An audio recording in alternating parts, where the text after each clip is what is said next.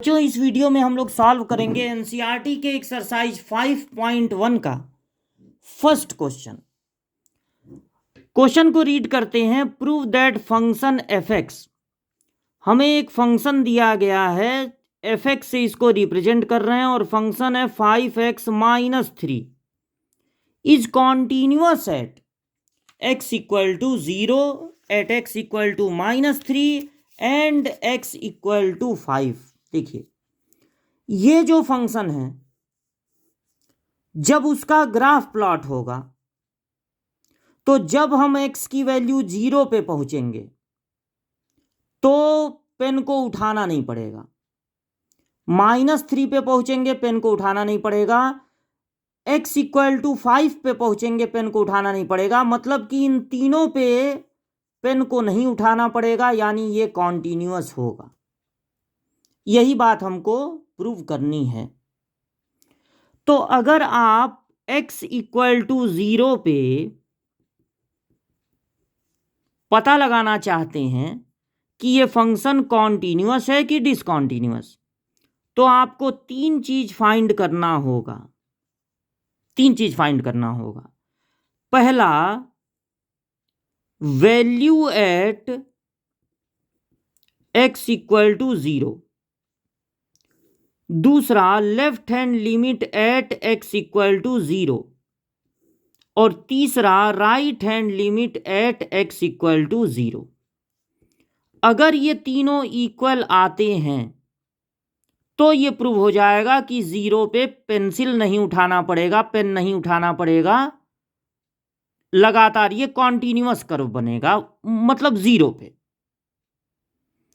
तो value at x equal to 0 का मतलब फंक्शन में 0 रख देना है, और लेफ्ट हैंड लिमिट का मतलब होता है कि फंक्शन में 0 से थोड़ा कम रखना है, और उस कमी को क्या सपोज कर लेते हैं, h, और लिमिट लगा देते हैं h टेंड्स टू 0। 0 पे राइट हैंड लिमिट पता लगाने का तरीका होता है कि फंक्शन में 0 से थोड़ा ज्यादा रख देंगे, 0 प्लस h, और लिमिट लगा देंगे h टेंड्स टू 0। अब देखिए, फंक्शन में आपको पहले 0 रखना है, जहां x दिख रहा है वहां पे 0 रखना है।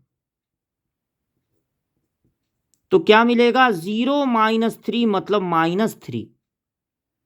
अब आपको इस फंक्शन में जहां x दिख रहा है वहां पे 0 -h, 0 -h कितना हो जाएगा, -h। 0 -h मतलब -h, तो आपको x की जगह -h रख देना है और लिमिट कर देना है h टेंड्स टू 0। लिमिट ये कहता है कि अगर h टेंड्स टू 0 है तो h की जगह 0 ही रख दीजिए। बस ये देखिए कि h की ये वैल्यू रखने पर डिनोमिनेटर 0 नहीं होना चाहिए। तो यहां तो डिनोमिनेटर है ही नहीं, तो कहां 0 होगा, बस h की वैल्यू तुरंत 0 रख देंगे। अब इनका मल्टीप्लाई 0 होगा और -3 मतलब हो गया -3।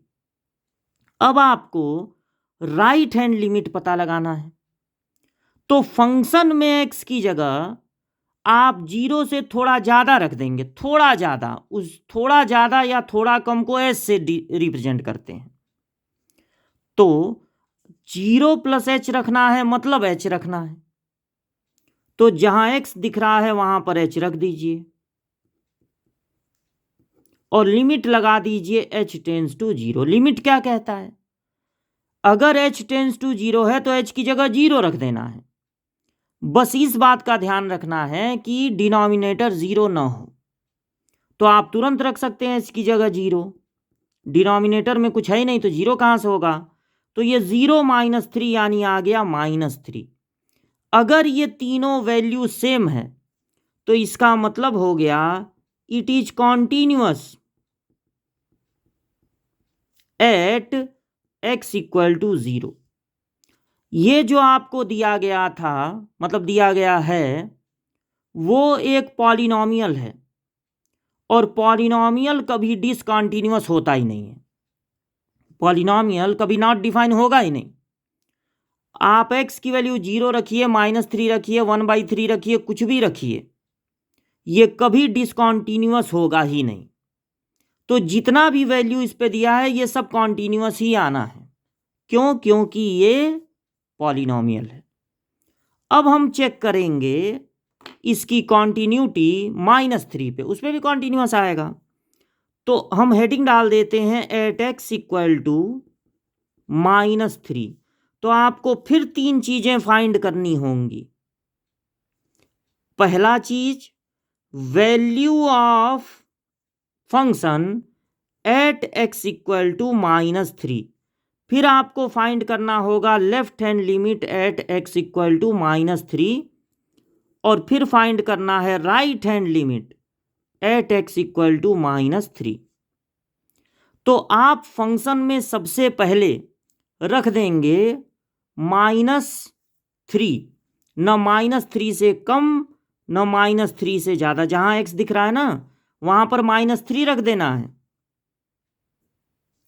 यहाँ पे पहले फंक्शन में रखना है -3, और लेफ्ट हैंड लिमिट मतलब -3 से थोड़ा कम रखना है, और h टेंस टू 0 कर देना है। जब लिमिट निकालेंगे तो h टेंस टू 0। और राइट हैंड लिमिट का क्या मतलब है? -3 से थोड़ा ज़्यादा रखेंगे +h, और h टेंस टू कर देंगे 0। तो सबसे पहले -3 रखिए x की जगह, तो आएगा -15 -3 मतलब -18। अब जहां आपको x दिख रहा है बस आंख से देख लेना है, वहां पे -3 -h रख देना है बिना कोई दिमाग खर्च किए। जो यहां पर दिख रहा है फंक्शन में ये रख देना है x की जगह, और लिमिट लगा देना है। h की वैल्यू तुरंत 0 रख सकते हैं क्योंकि डिनोमिनेटर तो 0 हो नहीं रहा है, रखने पे तुरंत 0 रख दीजिए।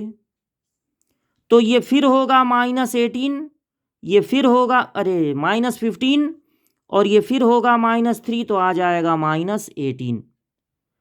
अब आप फिर इस फंक्शन में x की जगह -3 + h रख दीजिए। बस आंख से इसे देखना है, -3 + h रख देना जहां x दिखे, और लिमिट कर देना है h टेंस टू 0। h की वैल्यू आप तुरंत 0 रख सकते हैं क्योंकि रखने पर डिनोमिनेटर 0 नहीं हो रहा है।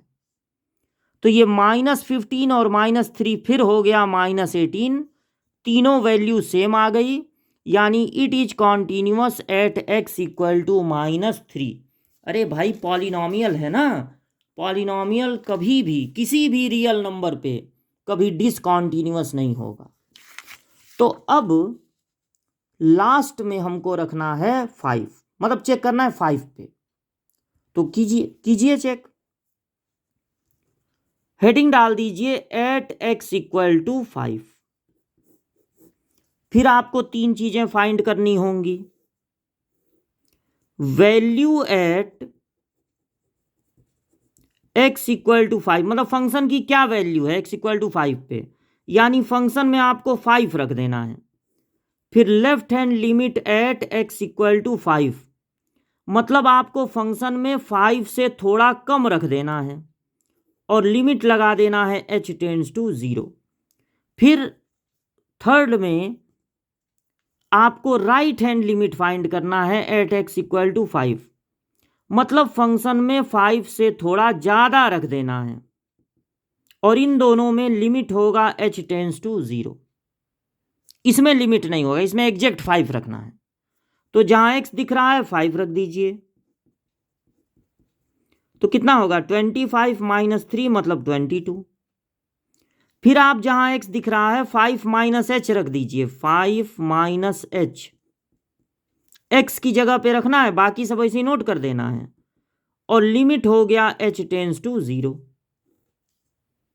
आप h की जगह तुरंत 0 रख सकते हैं क्योंकि रखने पर नॉट डिफाइन नहीं आ रहा है, डिनोमिनेटर 0 नहीं हो रहा है। तो फिर होगा 25 -3 यानी 22। अब आप फंक्शन में जहां x दिख रहा है वहां 5 + h रख दीजिए, और बाकी चीज़ें ऐसे ही नोट कर दीजिए, 5 भी -3 भी, लिमिट लगा दीजिए h टेंस टू 0। और जब आप h की जगह 0 रखेंगे तो डिनोमिनेटर 0 हो नहीं रहा है, तुरंत रख दीजिए, कोई इसमें इसको सिंप्लीफाई करने की ज़रूरत ही नहीं है। तो 5 5 जा 25 -3 यानी आ गया 22। तो इट इज, देखिए तीनों इक्वल आया, यानी it is continuous at x equal to 5। तो कॉन्टिन्यूअस चेक करने के लिए ये तीन चीज़ें निकालनी होती हैं। 5 पे वैल्यू, 5 से कम पे वैल्यू जिसको लेफ्ट हैंड लिमिट कहते हैं, 5 से ज़्यादा पे वैल्यू जिसको राइट हैंड लिमिट कहते हैं।